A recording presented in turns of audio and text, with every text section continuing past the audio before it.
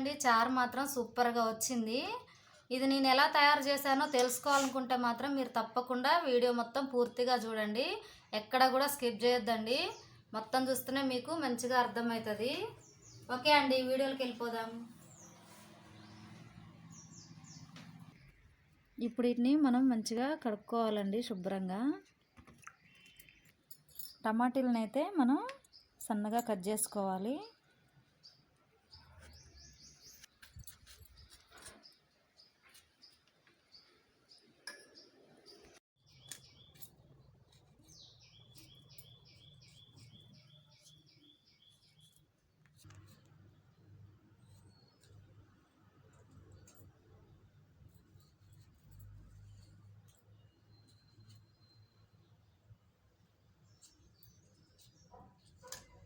Okay అండి, అన్నీ అయితే కట్ చేసుకున్నాను. పచ్చిమిర్చి, ఆనియన్స్, టమాటా. ఆనియన్స్ అయితే ఇలా పెద్దగా కట్ చేసుకోవాలండి, అప్పుడు మనకి చారులో చాలా టేస్ట్గా ఉంటాయి. ఓకే అండి, ఇప్పుడు తాలింపు చేసుకుందాం.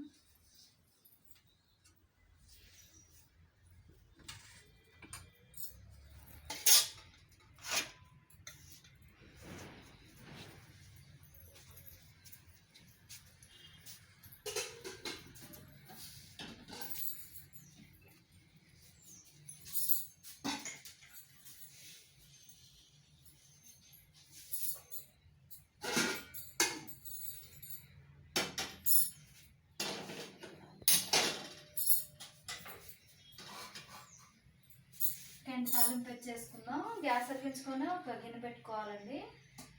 మనం ఇందులో ఒక 2 పెద్ద టేబుల్ స్పూన్ల ఆయిల్ వేసుకుందాం.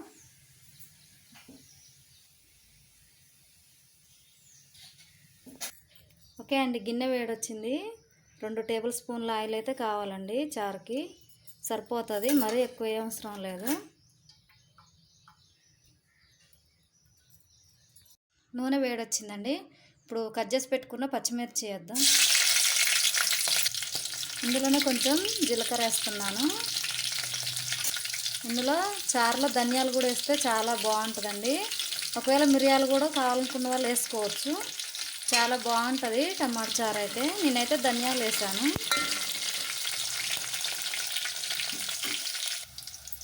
ఇందులోనే ఆనియన్స్ ముక్కలు వేసుకోవాలండి. కొంచెం కలుపుకోవాలి అటు ఇటు.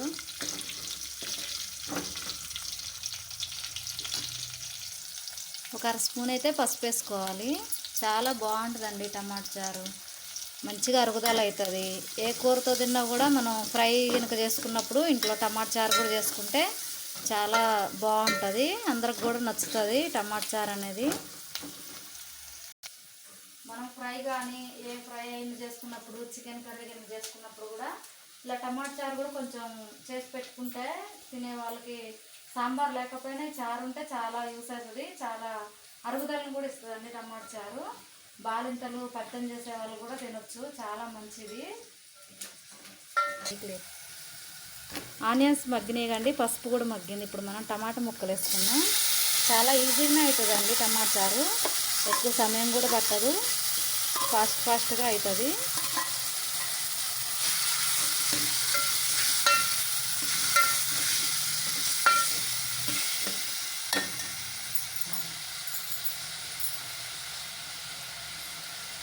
ఇప్పుడు ఇందులోనే మనం 1 స్పూన్ కల్లుప్పు వేసుకుందాం అండి. చాలా టేస్ట్గా ఉంటుంది, బాగుంటుంది.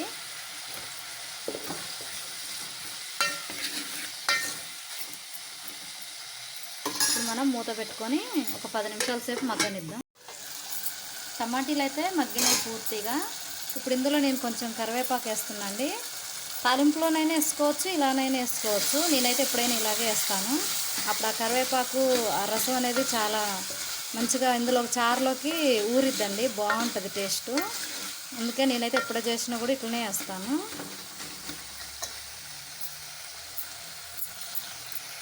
ఇప్పుడు ఇందులో అయితే నేను ఒక 1/2 స్పూన్ మాత్రమే కారం వేస్తున్నానండి. మరీ ఎక్కువ వేయొద్దు కారం. చారుగా అండి బాగుంటుంది. 1/2 స్పూన్ కారం తక్కువ ఉంటేనే బాగుంటుంది చారు.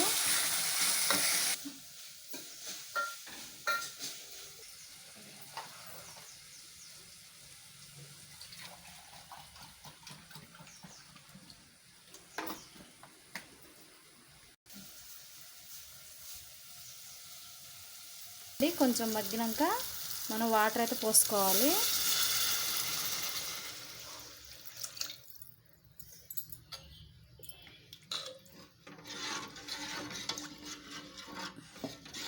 వాటర్ పోసినాక మనం దీన్ని బాగా మరగనివ్వాలి.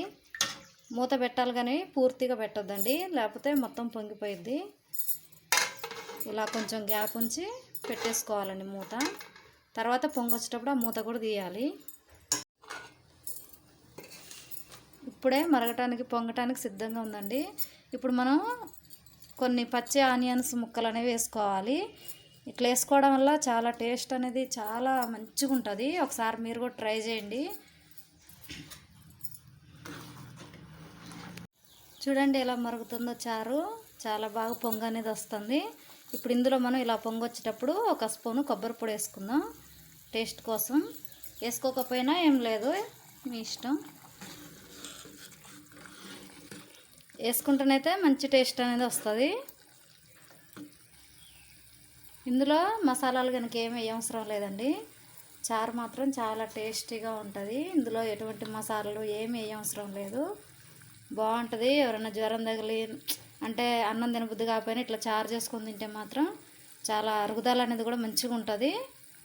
నోటికి కూడా మంచిగా అనిపిస్తుంది. ట్రై చేయండి. వేడివేడిగా టమాటా చారు అయితే రెడీ అయిపోయిందండి.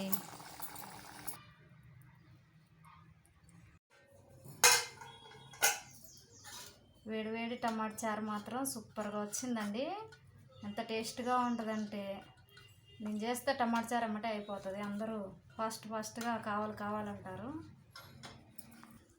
మనం ఏ కూరతో తిన్నా లాస్ట్లో ఇలా చారుతో తింటే మాత్రం చాలా సాటిస్ఫాక్షన్ అనేది చాలా బాగుంటుందండి. లాస్ట్కి చారు పోసుకుంటే టేస్ట్ ఎలా ఉందో చూసి చెప్తాను.